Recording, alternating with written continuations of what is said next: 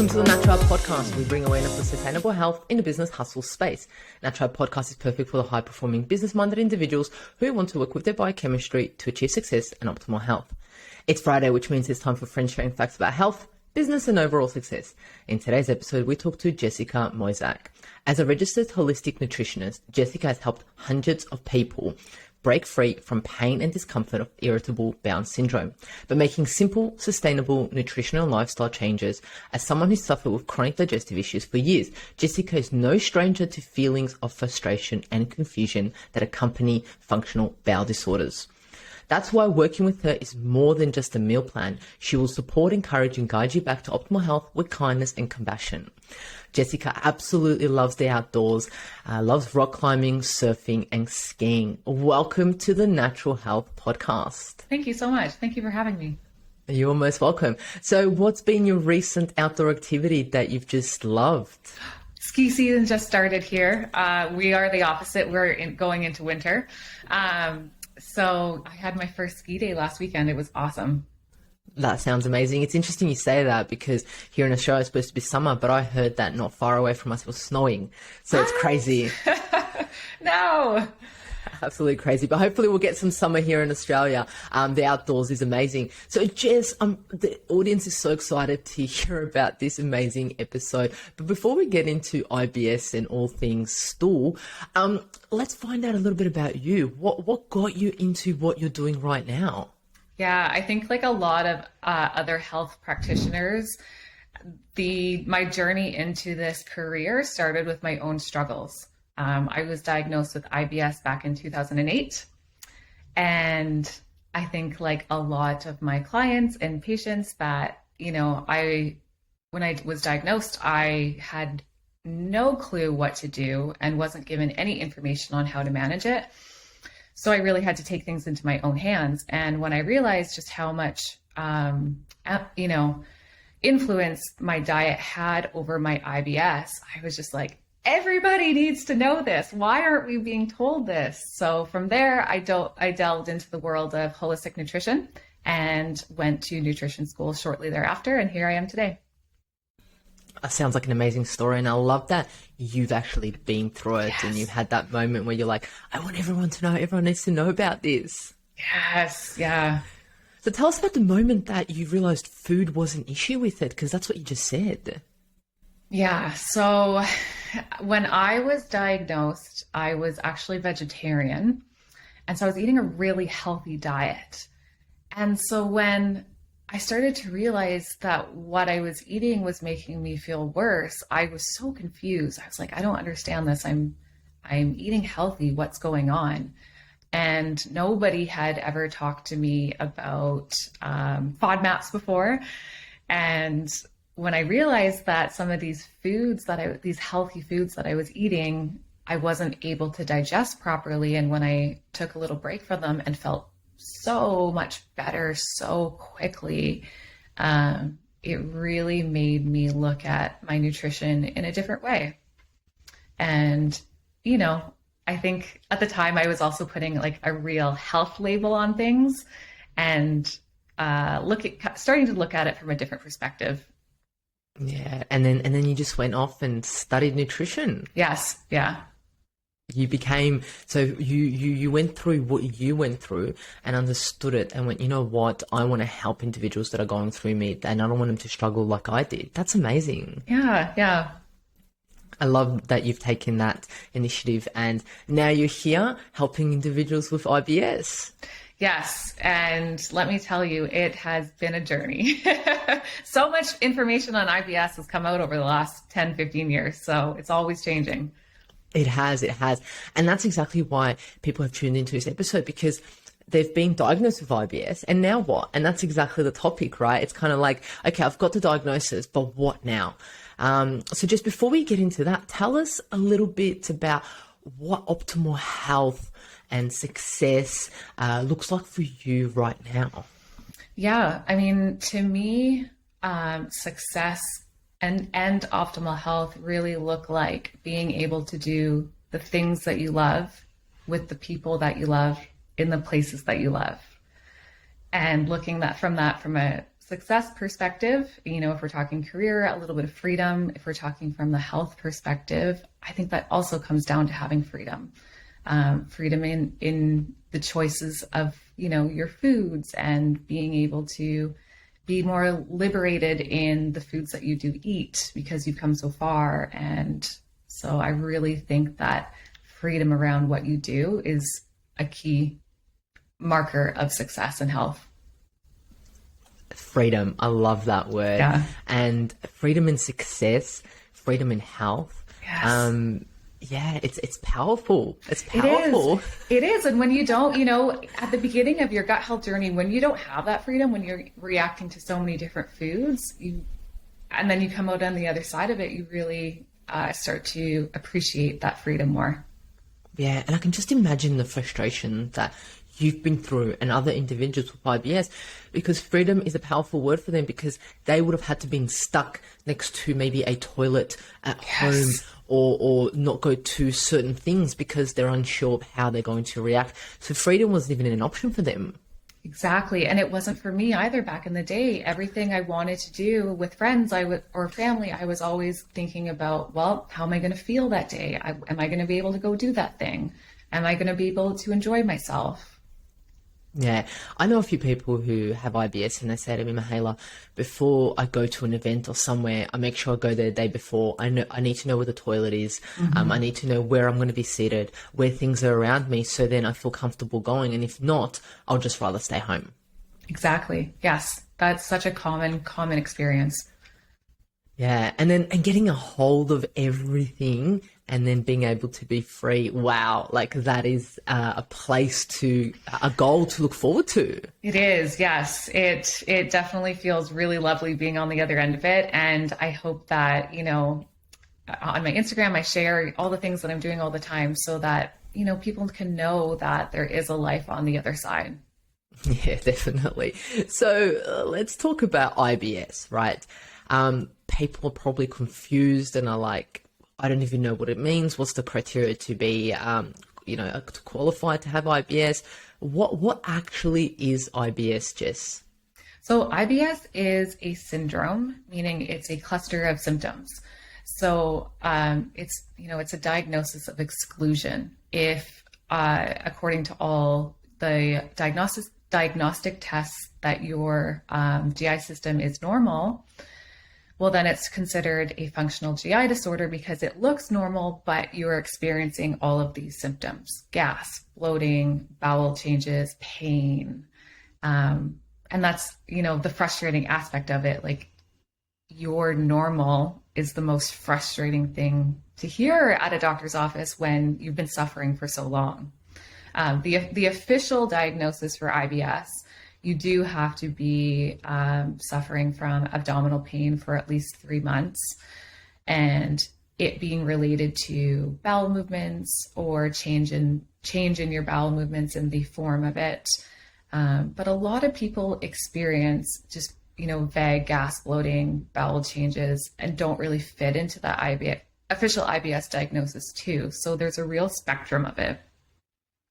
Yeah, and you mentioned it's a criteria on exclusion. Yes. So are you saying that when you go to your practitioner, whoever it is that is diagnosing you, it's you don't have this, you don't have this, you don't have this, so therefore you have IBS? Is that how it works? Exactly. So you go through all of these tests, and that could be a stool test, that could be a colonoscopy, that could be an endoscopy, and you're going through all this stuff, and it's uncomfortable, and it's taking forever, and you're waiting, and then you get that diagnosis of, well, it's not anything structurally wrong, or there's no infection, so it's IBS. And there's that feeling of that brief moment of relief, like nothing is wrong, but it's really immediately followed by this overwhelming frustration and confusion, because you're like, well, now what?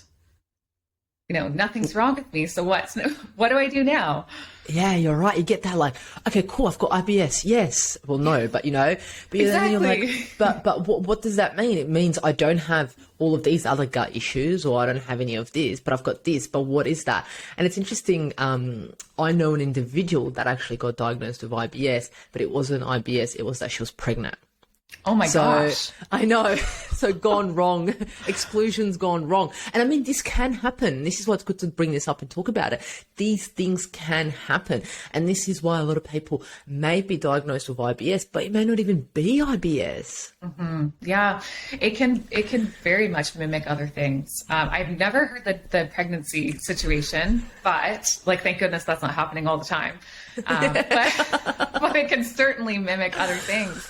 And that's why, it is as frustrating as it is to go through and what feels like an endless list of tests and periods of waiting.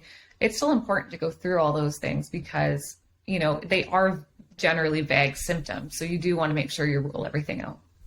Yeah, so they'll get maybe blood tests, you said stool tests, and other things. And I mean, that's a process in itself. So whilst you're suffering with all these gut issues, you're going through all this stress about all these tests, finding out what it is and what it isn't. So I can just imagine how the stress might impact that too. Exactly. And you're having to, drink things that clear you out and just make you feel generally unwell. So if you're going through that right now, anyone's going through that right now, I definitely feel for you because I know what it's like. Yeah, and then going on an anesthetic and having colonoscopies and so forth. Not the most fun thing to do, right? Yeah, and more time off work, like that's a huge thing. Yeah. So what are the symptoms? What do you see most commonly if you had to put it down to 5 or so of individuals who do have IBS? Because some might be listening and being like, I haven't gone through any of these tests. I am planning on or so forth. But what are the common symptoms that you see, Jessica? Yeah, so the very most common would be gas that you're passing either in the upper GI tract or the lower GI tract, so either belching or farting. Bloating is a really big one for a lot of people I work with. The type of bloating that, by the end of the day, you look 6 months pregnant and have to undo your pants. Having bowel changes, so you're either constipated or having loose stools or maybe even a mix of both. And on top of that, abdominal pain and cramping. Those are the most common symptoms. There are a few symptoms that you might experience along with those, like indigestion or heartburn, reflux. But really the main ones are the gas, bloating, bowel changes, and abdominal pain. Yeah. And do these individuals wake up with this bloating or does it go on through the day? It changes. So some people definitely do wake up with bloating in the morning. And those people tend towards more of the IBS-C side of things, so the constipation side of things. But some people get bloated, they wake up normal and then get bloated as the day goes on. But then it'll dissipate overnight. So it does change. Yeah. You said IBS-C. Are there other ones? Yes. Can you explain them to us? For sure. Yeah. So there's IBS-C, which is constipation dominant. There is IBS-D, which is diarrhea dominant. And then there's IBS-M, which is a mixed picture between the two. There is officially a fourth type of IBS, but no one really talks about it. It's like the black sheep in the family because it doesn't really tell you very much. It's just an unknown. We don't talk about that one. We don't talk about burnout. Yeah. Oh, so and that in itself is confusing. It's like I can either have diarrhea, I can have constipation, I can have both. Like, yeah. How confusing for the individuals, right? Exactly. Yeah. Yeah. So those are the common symptoms, that you've just spoken about. But what is the root cause? Like, and then what drives it? So there's theories that say that it's the food, that it's the gut lining, that it's the immune system, that it's stress and so forth. What would you say, Jessica, would be the key, the root cause of it? Because when we look at things, any diseases or anything that's happening to us, we always go, okay, cool, we have this symptom, these symptoms that IBS is giving us, but what is causing them? There's no one cause that you can just check off the list. It's kind of like IBS itself. It's a cluster of things that are happening. So there's often chronic low-grade inflammation. There is a microbiome imbalance. There may be some type of actual bacterial infection. There is nervous system dysregulation, and there's visceral hypersensitivity. Now, some people will experience all of these. Some people will experience just a few. They can develop over the course of your life, or they can happen after a significant event, like if you were traveling.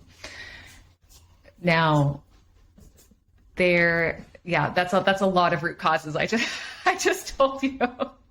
Yeah, there's a lot. So people are probably going, what? Yeah, there's a lot there.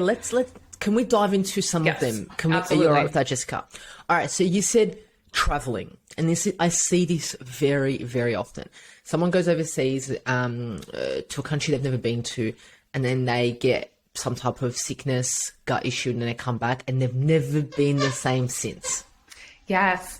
So we don't call that. It is called post-infectious IBS.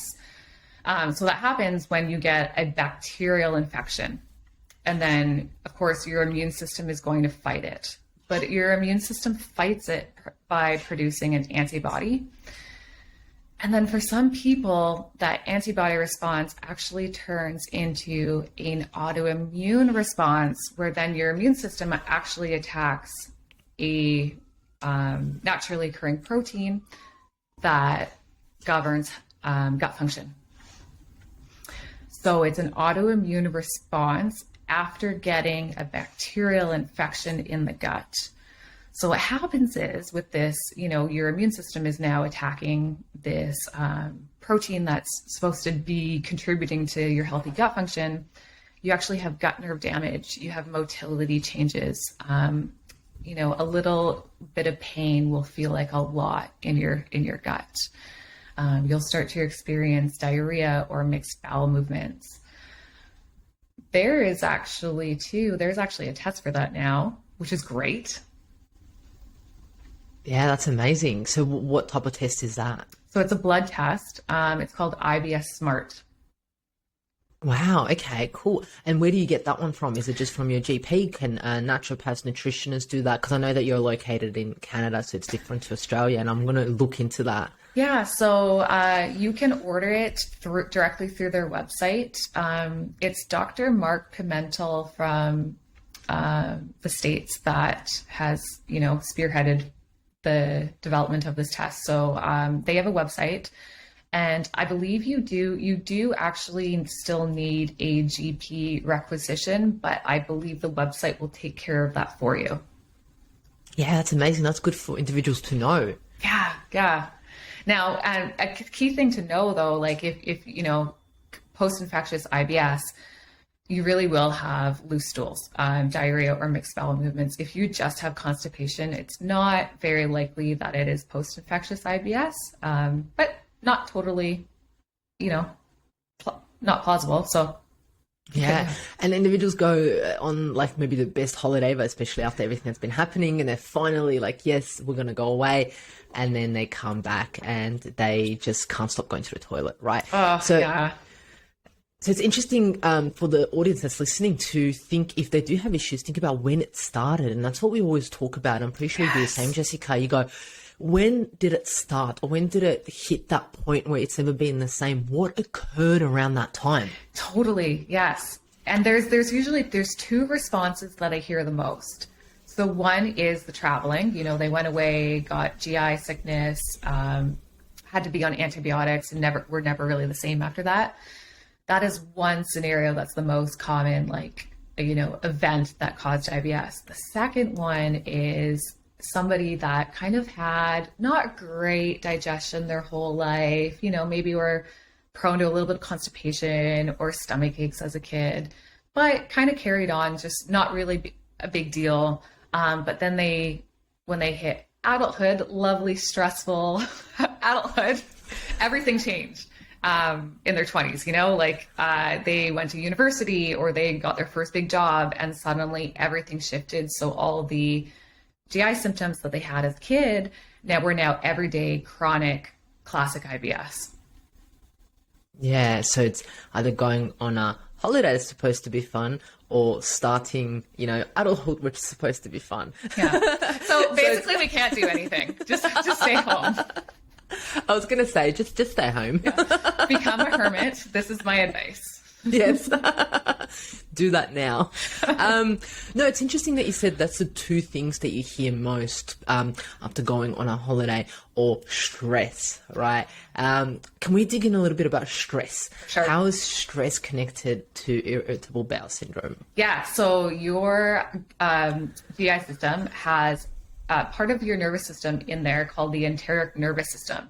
So also called your second brain. The enteric nervous system is responsible for governing all things digestion, like how fast things go through your GI system or how slow things go through your GI system. Your enteric nervous system is always in direct communication with your central nervous system. So I call it your gut brain and then your brain.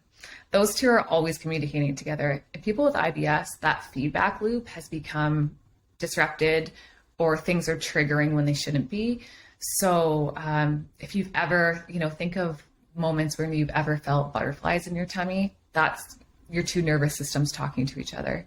People with IBS are extremely sensitive with that nervous system feedback loop.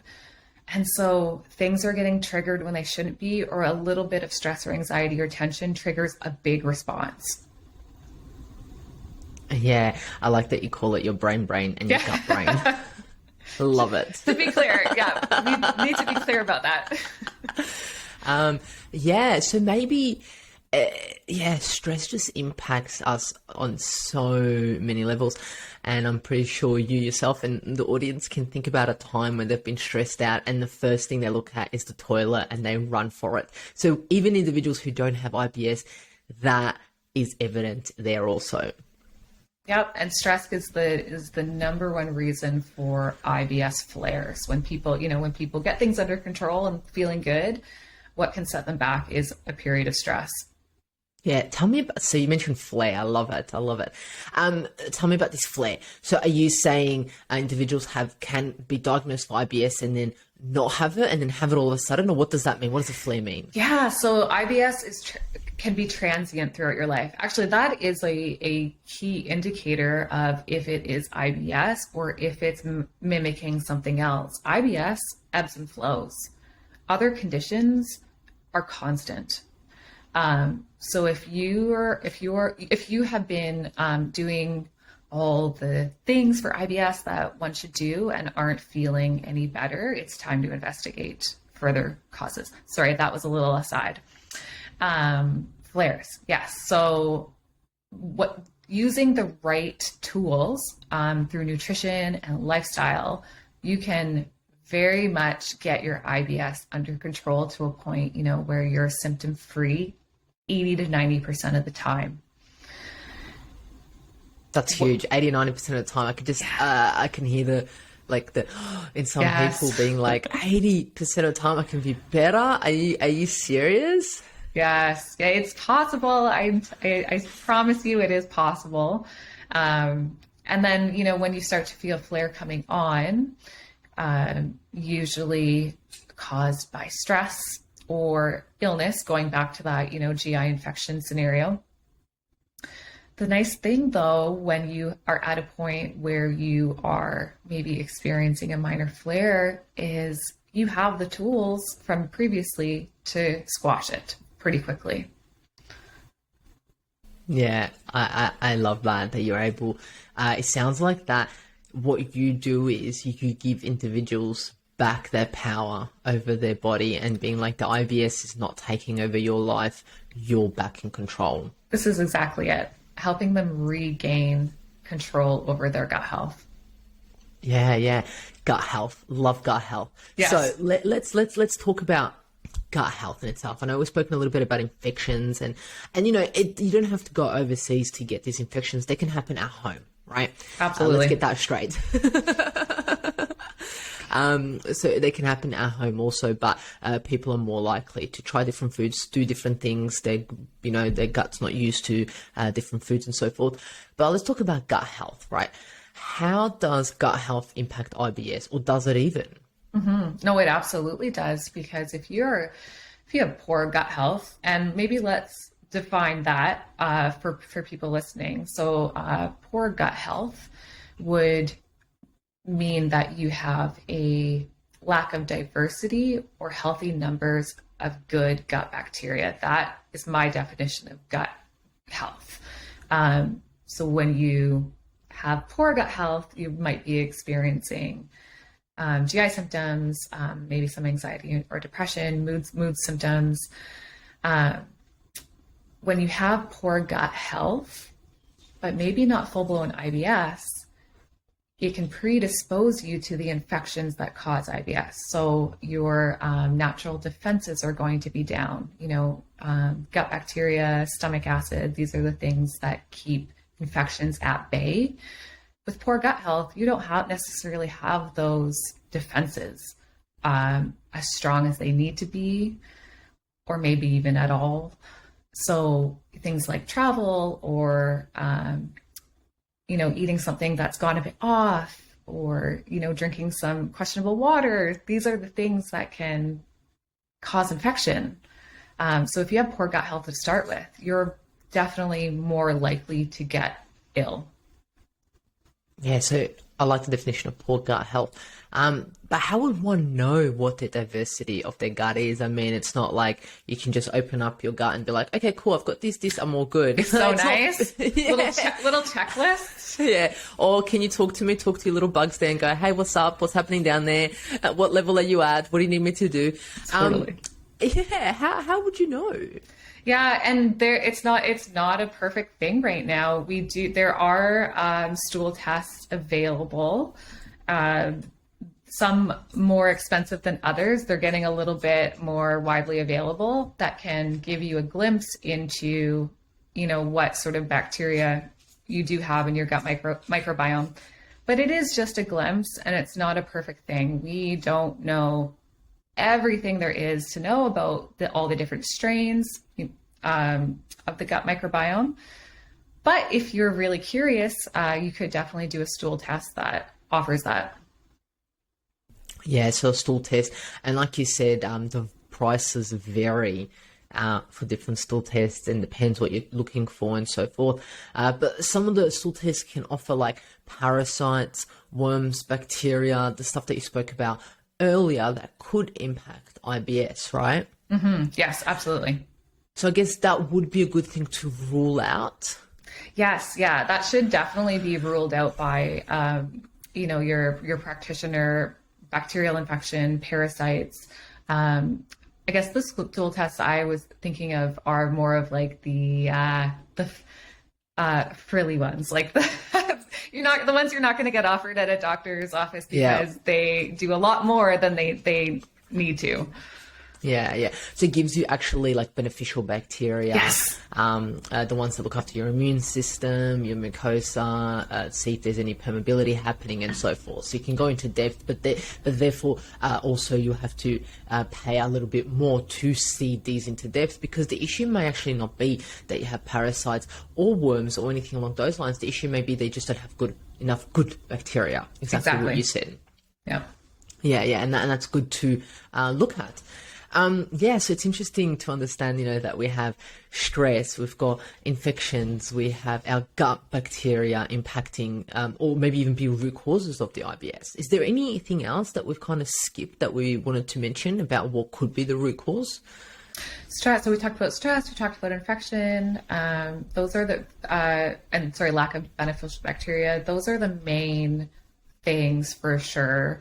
I think there's still some unknown territories though, specifically with the chronic low-grade inflammation scenario. We know that a lot of people with IBS have that chronic low-grade inflammation, but I don't think we always know the root cause of it. Yeah. Define low-grade inflammation. Does it have to be in the gut? What is that? Yeah, I mean, for definitely when I'm thinking IBS, I am thinking of inflammation in the gut.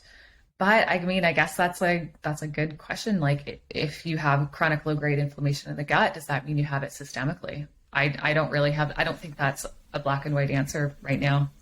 Yeah, it's so true, because inflammation can be, in the whole body, can affect different parts dramatically. And it's also interesting to note that individuals who do have IBS also do have some type of anxiety or depression, and that's caused by inflammation also in some instances. Totally. Yes. The gut brain area. Yeah. Do you see that a lot of people who have IBS have anxiety or depression? Yeah, absolutely. A lot of people that come work with me, have already been on some form of antidepressant or anti-anxiety medication. Yeah, that's an interesting point right there.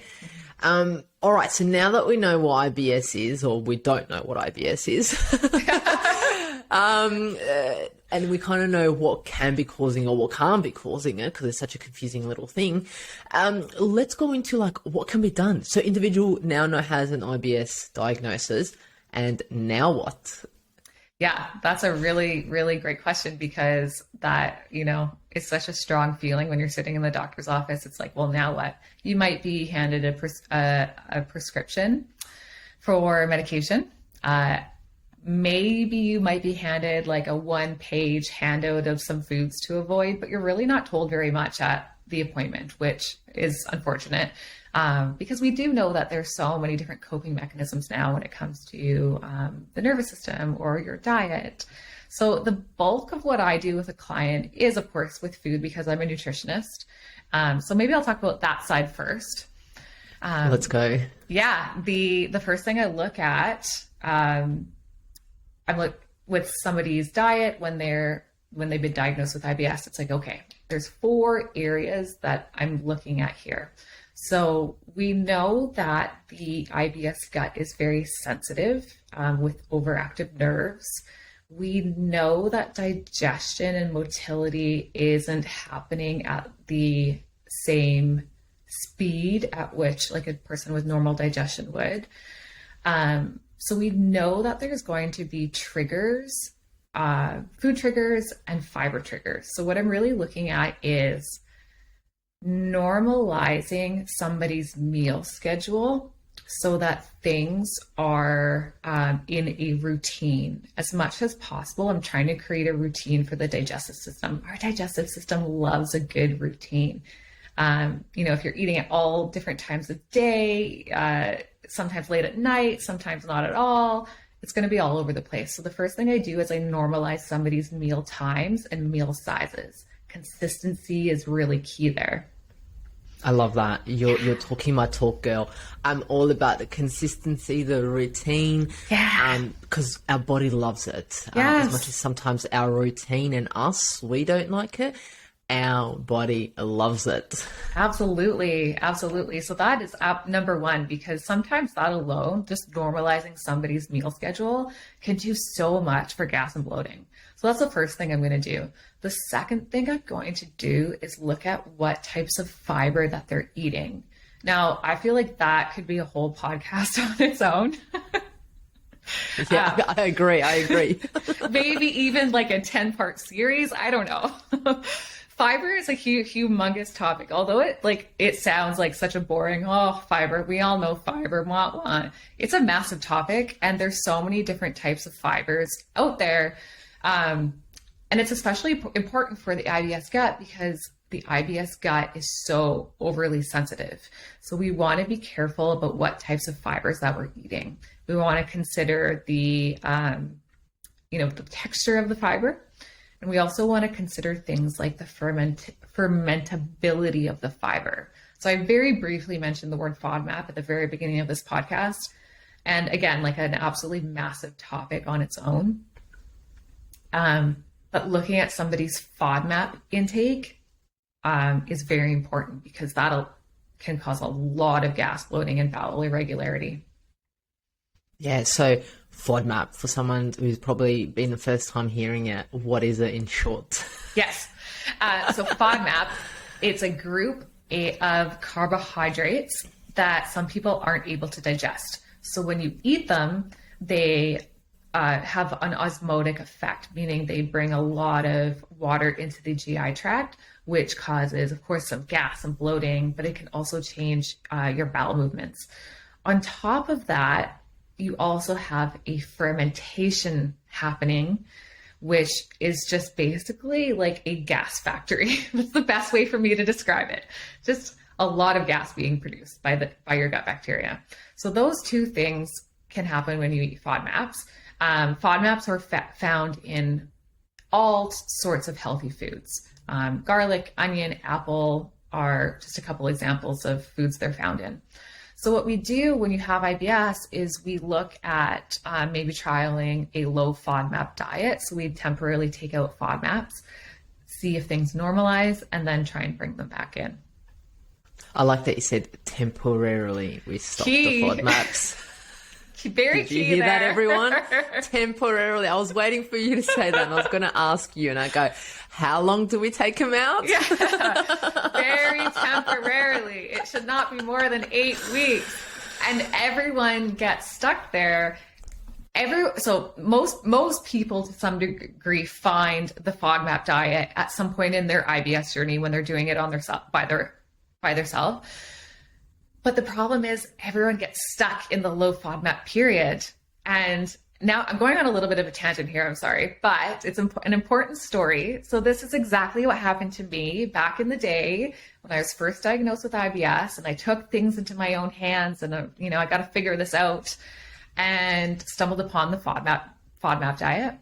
And I stayed low FODMAP for like 8 years. Like, I was eating the same 10 foods over and over again. But because I was eating healthy foods, I was not eating junk food, I assumed I was a healthy individual.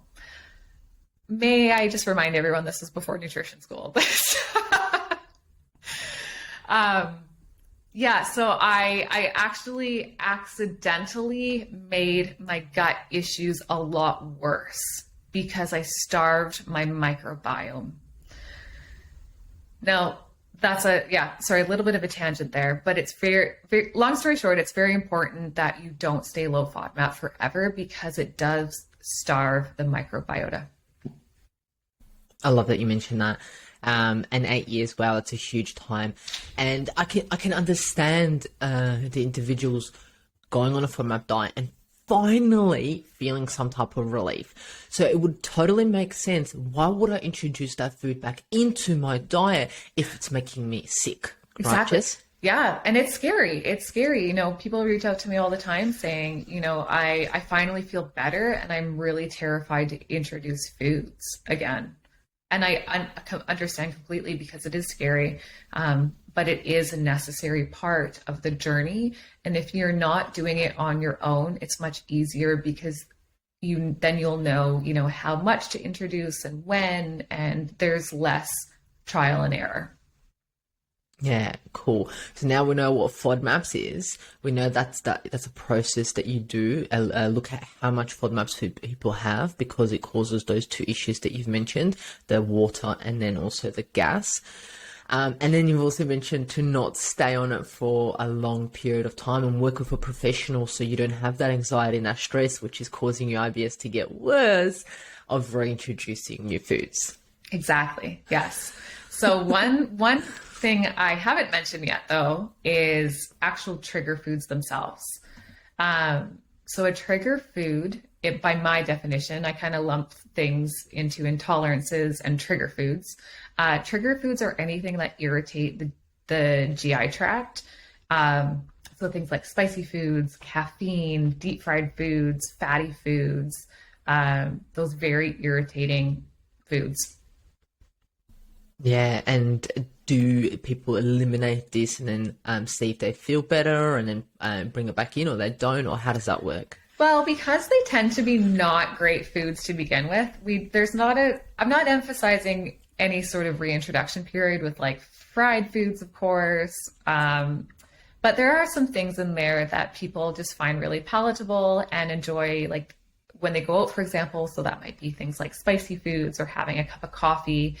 Depending on the symptom profile, that can be incorporated into the diet to some degree. Kind of depends on if you're looking at an IBS-D scenario or an IBS-C scenario. Yeah. And one question that just came to my mind is people who have IBS, they may have issues putting on weight. Mm-hmm. What happens in this scenario? Because might have so much anxiety about removing foods when they're wanting to put on weight already. What happens in that case? And that's a really great thing about working with a professional to do this, because it's really easy to over eliminate when you're just getting your list of foods from Google. It's so easy. I did it myself. So working with somebody, you might not necessarily need to go on the full low FODMAP diet. We can take a look at what specific foods are correlating with what specific symptoms, so that we can be more targeted about it. And maybe we're really only taking out like a couple of really obvious ones. Maybe we're changing the texture of foods that you're eating, putting more emphasis on the other sides of the nutrition picture rather than eliminating. I think a lot of people really put emphasis on the eliminating, and it doesn't always have to be like, your main game plan. Yeah. You said texture. Explain to me fiber. We kind of moved away from the fiber. We're coming back onto the exciting topic of fiber. Exciting. Yeah, exciting to us, right? I mean, if everyone ate the amazing fiber, the world would be a better place. But anyway, we're not going to go there. Tell us about the texture of fiber. What do you mean? And what type of fibers should people maybe stay away from, or take more of, or should they not at all? Let's touch upon that a bit. Yeah. So when I mean the texture of fibers, I'm referring to whatever the consistency of it is when you cook it, or the consistency of it when you eat it. So some foods that you're going to eat, vegetables are a really good example of this, have a really tough fibrous exterior to them. So think of something like cabbage, even cooked, versus like a sweet potato cooked, for example. The cabbage still, even if it's cooked or raw, like it has that really rough, hard to break down exterior versus that nice, mushy, squishy sweet potato. So when I refer to modifying the texture of your fibers, I'm really saying, like, let's move towards softer, more GI friendly fibers that are easier to break down. Sometimes in the name of health, we get caught up in the world of like salads and raw foods and all really wonderful, great things. But when you have a very overly sensitive, irritated IBS gut, those foods aren't going to be the right foods for you at this time. Yeah, I like that you said at this time, Jess. That's very important. And you see salad as something so healthy, or we see it as, but when you look at the actual structure of it, it's a lot harder to break down. Mm-hmm. It may feel light, calorie light and so forth, but breaking it down, you need a really good gut, stomach, bacteria breakdown. Yeah. And that's why a lot of people, like, they'll say, oh, well, I started eating healthy and I feel really terrible. It's like, okay, well, let's look at what foods you're emphasizing because, salads get the label healthy, raw foods get the label healthy when they are, but, maybe not for this particular scenario. Yeah, amazing. So when someone comes to you and gets diagnosed with IBS, you go through all those things that you just mentioned now. Do supplements have a role within this, and what is their role? Yeah, they can absolutely have a role. I never say to anyone that they're absolutely mandatory. And I think just like the whole world of elimination diets, which we could fall too far into, I think the world of supplements, we could also fall too far into. It's so easy if you just look up supplements for IBS to suddenly have like 10 to 12 different products that you want to buy.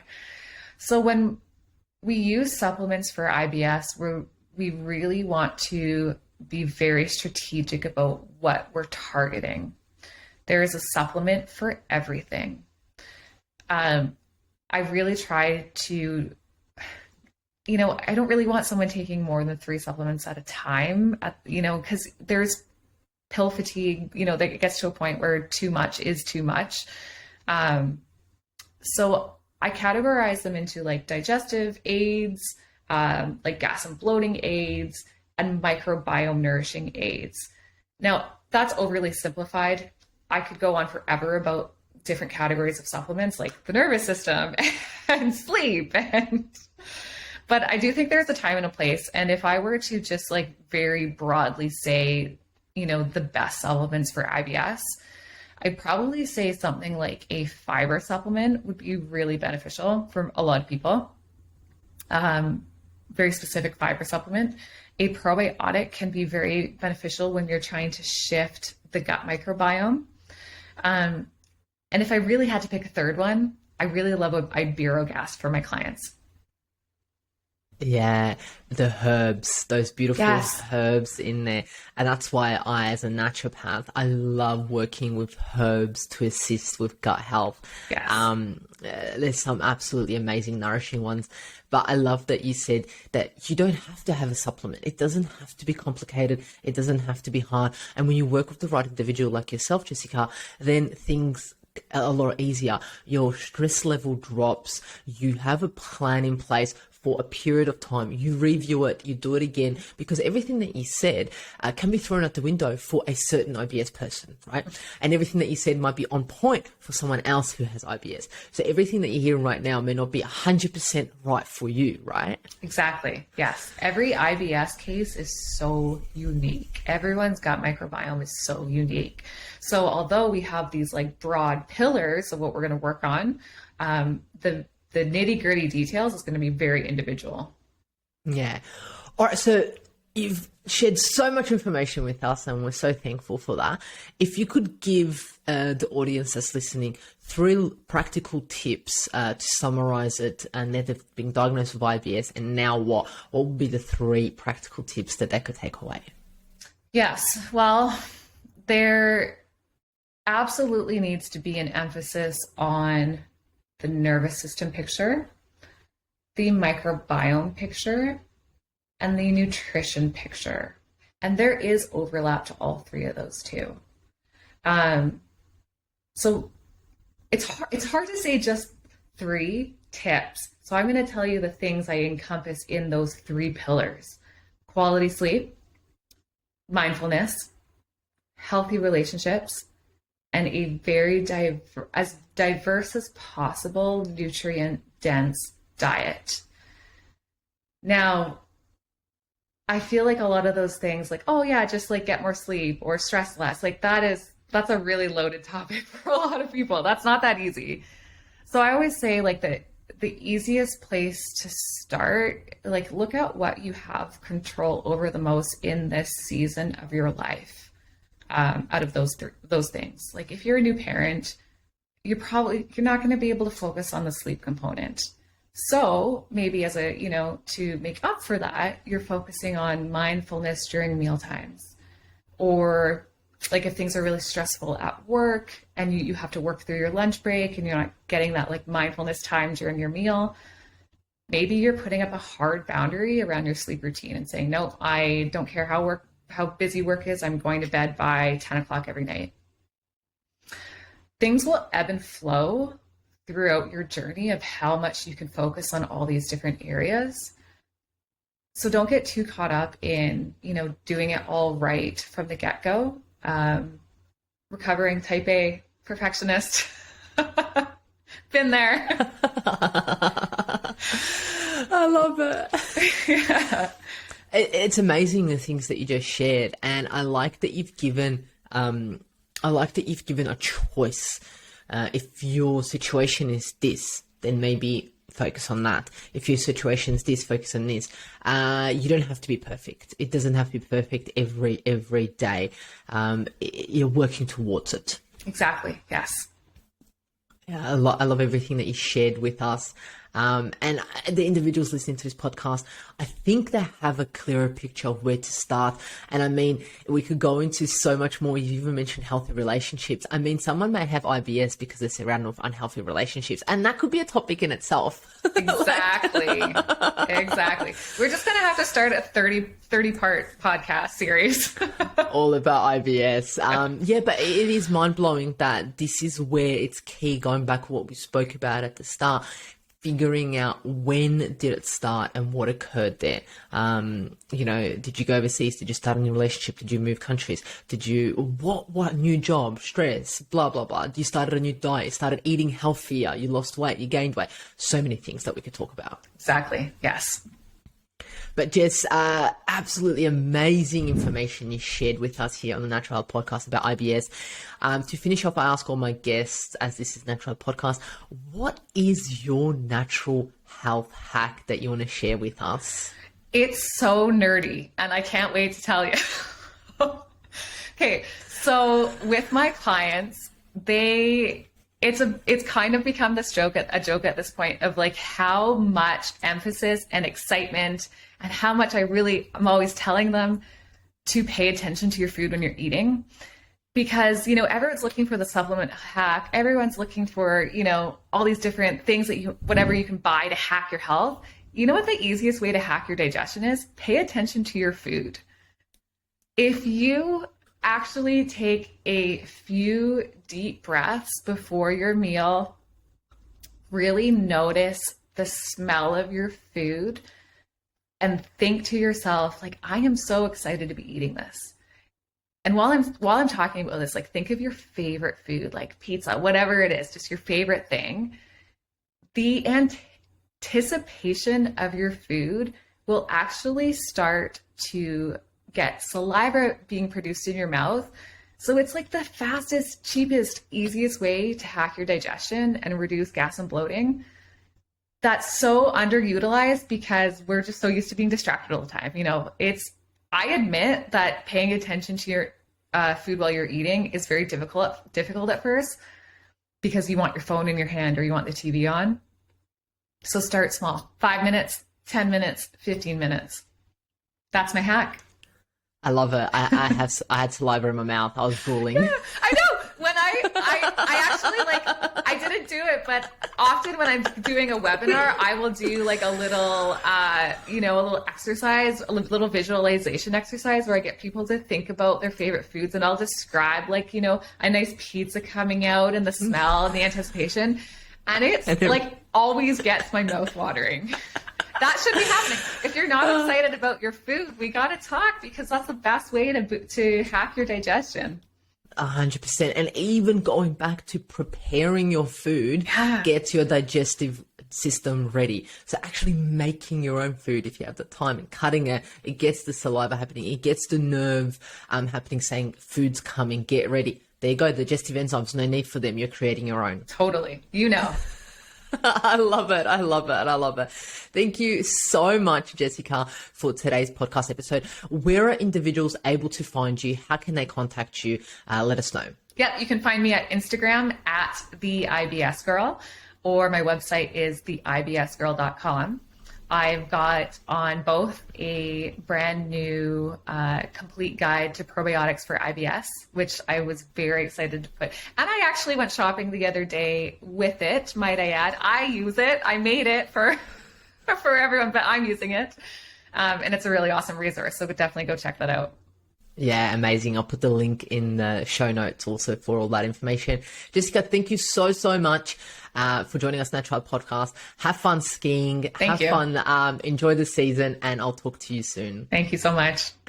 Thank you for joining us on Natural Health Podcast. And remember, the missing link between failure and success is your health.